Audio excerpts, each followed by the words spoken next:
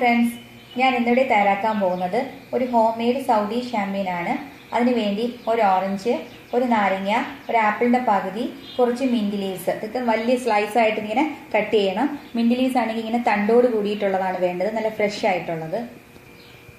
ഒരു നാരങ്ങയുടെ നീര്, പിന്നെ ഒരു 400 ml ആപ്പിൾ ജ്യൂസ്, പിന്നെ ഒരു ക്യാൻ സോഡ. നമുക്കിപ്പോൾ ഷാമ്പയിൻ തയ്യാറാക്കാം. ഫസ്റ്റ് ഒരു ജഗ് എടുക്കുക. അതിലേക്ക് നമ്മൾ നേരത്തെ കട്ട് ചെയ്ത് വെച്ചിരിക്കുന്ന ആപ്പിള്, നാരങ്ങ, ഓറഞ്ച്, മിൻറ്റ് ലീവ്സ് ഫുൾ അതുപോലെ തന്നെ തണ്ടോടുകൂടി തന്നെ ഇതിലേക്ക് ഇടണം. ഇനി ഇതിലേക്ക് ആപ്പിൾ ജ്യൂസ് ഒഴിച്ചു കൊടുക്കാം. ഇത് നന്നായിട്ടൊന്ന് മിക്സ് ചെയ്തെടുക്കുക. ഇതിലേക്ക് നമുക്ക് ആ ലൈം ജ്യൂസ് ഒഴിച്ചു കൊടുക്കണം. ഇതിലേക്ക് നമുക്ക് സോഡ ഒഴിച്ചു കൊടുക്കാം.